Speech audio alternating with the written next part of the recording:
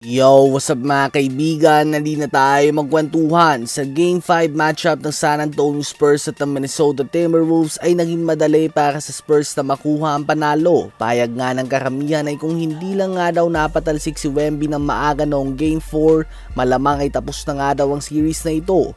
Ganun pa man ay ayaw nga ni Wemby na maging kampante at sinabi nito na job is not finished nga daw o hindi pa tapos ang trabaho. May isang game pa nga daw mga kaibigan na kailangan nilang ipanalo. Sinubukan nga na painitin ng Timberwolves si Wemby, pinipisikal nila ito at sinasamahan din ng trash talk. Subalit matapos na gumana ito noong Game 4, sa Game 5 nga ay galit na Wemby ang nakita ng Timberwolves. Quick 16 points ang ginawa niya sa first 6 minutes ng game at tila ba nag-iwan siya ng statement sa lahat. Mukhang ginising nga nila ang alien at bawat laro ngayon ay may nais na siyang patunayan. At the very young age of 22 years old, nais nga ni Wemby na maghari sa NBA. Gusto na niyang maging regular season MVP, Defensive Player of the Year, Champion at Finals MVP. At lahat naman nga ito abot kamay niya sa ngayon. Isang panalo na lang nga ang kailangan ng San Antonio Spurs at makakatapat na nila ang number 1 seed OKC Thunder sa Western Conference Finals na wala pang talo ngayong playoffs. Subalit tinalo nga ito ng Spurs ng 4 na beses nung regular season. Kaya naman inaasahan ng madami ang magandang matchup na ito. Ano ba masasabi nyo tungkol dito? Ngayon ay tumungo naman tayo kay DeAndre Ayton, isang player na nagpakita ng solid potential bilang starting center ng Los Angeles Lakers, subalit hindi niya nga magawang maging consistent mga kaibigan.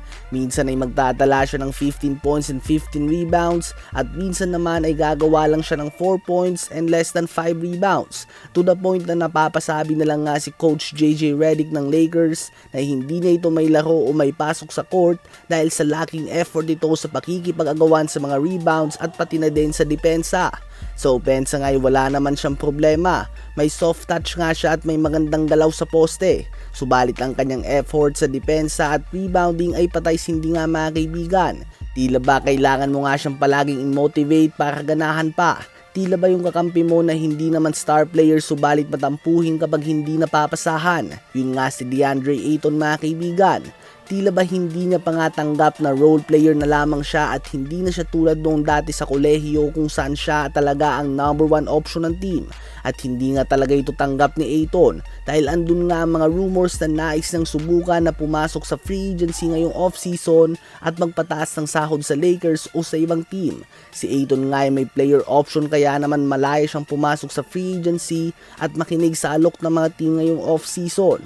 Si DeAndre Ayton ay nag-average lamang 7.2 points per game sa series laban sa OKC, subalit sa palagay niya ay deserve niya pa din ang mas mataas sa sahod kaysa sinasahod niya ngayon na 8 million per year.